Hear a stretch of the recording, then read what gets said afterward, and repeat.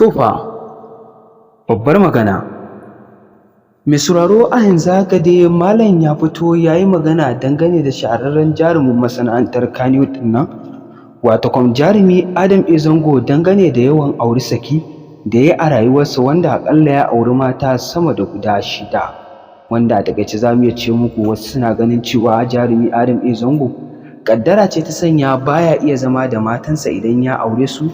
Wasu za su haifan mai 'ya'ya kafin su rabu, wasu kuma ba za su haifan mai 'ya'ya ba za su rabu, musamman rabuwar aurensa na ƙarshe da wannan Maimuna wacce aka fi sani da Pretty, jarumar masana'antar Kannywood wacce aka fi sani a cikin shahararren shirin fim ɗin nan na Garwashi, wanda aƙalla haɗuwarsu da yin aurensu gabaki ɗaya ba su shekara ɗaya ba, amma a yanzu haka Adam A. Zango ya sake ta kuma ya bayyana dalilin rabuwar tasu, inda ya bayyana a duniya cewa genotype ɗinsu ne bai zo daidai ba, ma'ana dai genotype ɗinsu AS ne da AS, inda duniya ta ƙaryata wannan zance na Adam A. Zango, inda ake cewa dama ana ganin cewa kamar ƙaddara ce sanya baya riƙe mata, wanda dama Allah yana ƙaddara wa kowa abin da ke cikin rayuwarsa.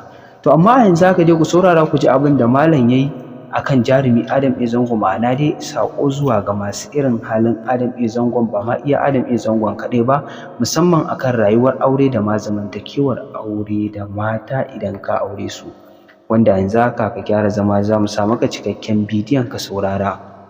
Amma kafin nan za mu so, idan har wannan shine farkon fara halartar ka wannan tasha mai albarka, muna roƙonka da ka dangwala mana alamar subscribing sannan kuma alamar ƙararrawar sanarwa, domin hakan ne zai dinga baka damar samun bidiyoyinmu waɗanda za mu dinga kawo muku a kodayaushe, sannan kuma kai mana like a ƙasan bidiyon namu, sannan kuma kai mana comment domin jin ra'ayinka, shin kana ɗaya daga cikin waɗanda suke ganin cewa Adam A. Zango ba ƙaddara ce ta sanya yake yawan sakin mata idan ya aura ba, ko yaya?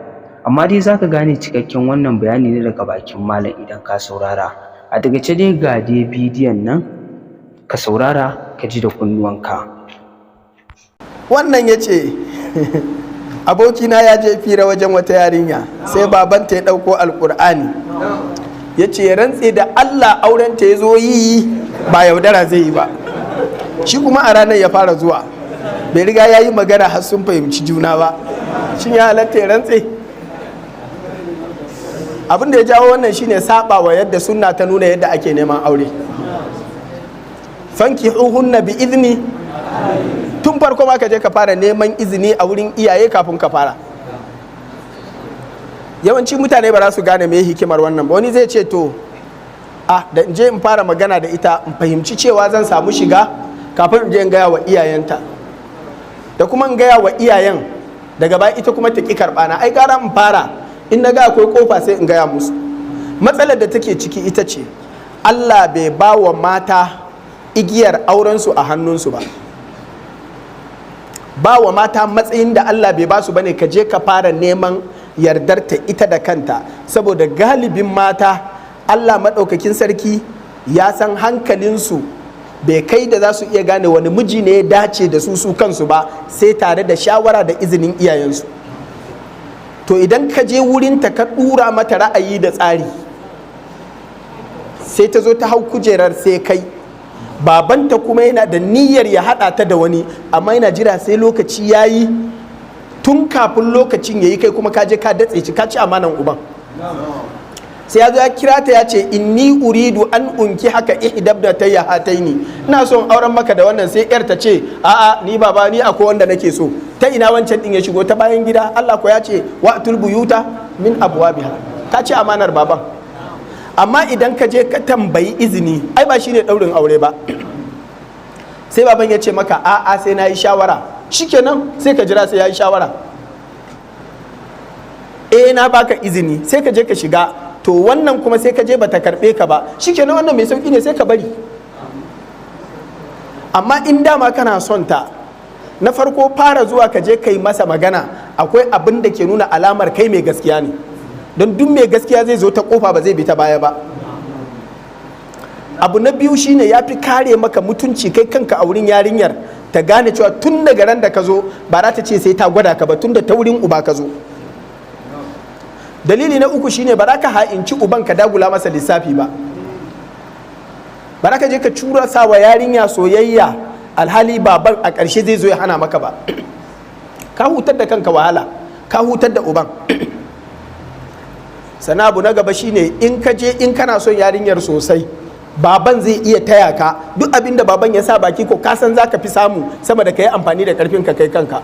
Ƙarshen abin da za ka yi shine ka je ka mallake zuciyarta, uban kuma ya mallake gangan jikin, sai ga yadda za ka ɗauka. Baban in ya ce yaƙi, wallahi har a wurin Allah yaƙi kuma ba zai yiwu ba. Kuma duk wanda ya ɗaura mata aure ko shi wane ne wannan auren bai yi ba sai uban ya yarda. Abin da zai iya sa a ƙwace wa uba haƙƙinsa kaɗai shine abu biyu. Na farko shine ya zama mahaukaci ne shi, bai da hankali, to wannan sai a samu wani daban ya zama wali. Abu na biyu shine in ya mata adulu, shi kuma wannan adulun wanda zai iya ƙwace shi alƙali ne kaɗai. To in babu ɗaya daga cikin biyu, duk wanda ya ɗaura mata aure ko alƙali ne aka kai kaje kace ina son wance, ya ɗaura aure, auren bai yi ba sai ya kira uban tukunna. Idan an ga uban yaƙi kuma ya cancanta a yi, ya kai matsayin adulu, to wannan shine zai sa alƙali ya ɗaura aure. Amma ba wani alƙali ma da daga ka zo ka kawo ƙara kawai zai ce a yi saboda soyayya, a'a, sai ya tabbatar ya nemi yanda uban zai yi da kansa, saboda uba shine wanda Allah ya bashi. Haka a mai da hankali. Ya zai ba zai ce ka rantse da alƙur'ani ba, bai yarda da kai bane. Yaran zamani ne yanzu, wallahi wani sai da alƙur'ani, wallahi wani sai da alƙur'ani. Ai baban na ya burge ni. Ka gani yo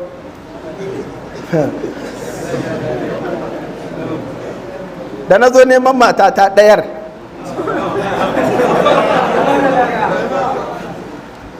na samu waliyinta, na ce ina ciki fa ina son wanci. Ya ce to ai kai ne malaminta, shikenan na baka izini, amma kar ka fara magana da ita yanzu.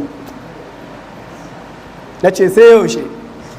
Na ce sai ta gama hadda gaba daya. Na ce ba damuwa zan jira. Na jira sai na shiga. To Allah ya sa kuma ka san malamin Islamiya, yawa in kana son wata ai ka san da cewa haddata tafi za ka fi za a fi dora mata sosai. In an yi wa kowa na wajibi to fa aufi lana alkaila wa tasaddaq alaina. To haka na ba ta hadda iya son raina. Bayan an gama wannan, na riga na gama toshe wurin, sai baban duk wanda ya zo neman ta sai ce to akwai wani fa, ka san shi kuma hafizi ne, ita kuma hafiza ce, kai hafizi ne? In ya ce shi hafizi ne, wallahi sai ɗauko ƙur'ani sai baka, ai sai ɗauko ƙur'ani ya buɗe na ya ce to wa katabna alaihim fiha, ci gaba. Yana kallo kana yi sai sake buɗewa, ce inna safa wal marwata, sake buɗewa, ana ta yi a sura ɗaya, can zai ɗibo wuri nesa ya yi ta yi, sai ya ce lallai kai hafizi ne. To ina nan ana yin haka, wani ya zo a kore shi, sai aka samu wani mai masifan tulawa. Wallahi ya zo aka buga sai ya ce cap, na dai ce sai hafizi, amma fa akwai wani a ciki.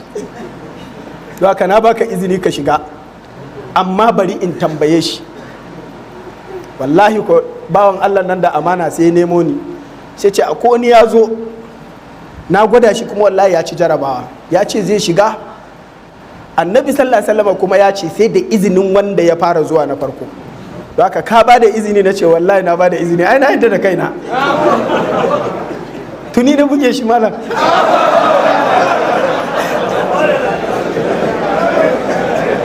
Na riga na gama gyara kayana Islamiyya.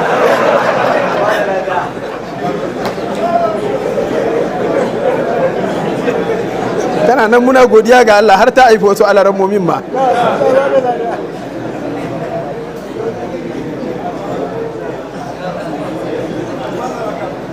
Wanda ya ce yana tambaya cewa sunan ar-rashid baya cikin sunan Allah. Bai tabbata ba a matsayin sunan Allah ar-rashid, saboda baya cikin sunayen da Allah ya kira kansa a cikin alkur'ani, baya cikin sunayen da annabi sallallahu alaihi wasallam ya kira shi a cikin hadisi. Riwayar da ta zo wanda akwai sunayen Allah guda 99, riwayar Imam Tirmidhi wanda a ciki akwai ar-rashidu, riwayar bata inganta ba. An fahimta? Don haka shi yasa malamai ke cewa ba a sa wa yaro suna Abdulrashid, amma an sa wa mutum wannan suna sai dai ka rika ce mishi Rashid din shi kansa, amma ba zai zama Abdulrashid ba. an fahimta, ko kuma ka ce masa abdun rashid a madadin abdur rashid. Don a larabci in ka ce abdur rashid kana nufi bawan ar-rashidu, Allah kuma baya daga cikin sunayensa da ya tabbata ar-rashidu. Amma ka ce abdun rashid a madadin abdur rashid to yana nufi bawa kuma rashid. Kuna fahimta? Don haka shi ne bawan kuma shi ne rashid din, shi ɗaya ba a jingina wa Allah ba. In ba za ka iya duwannan ba kawai ka ce rashid ka huta.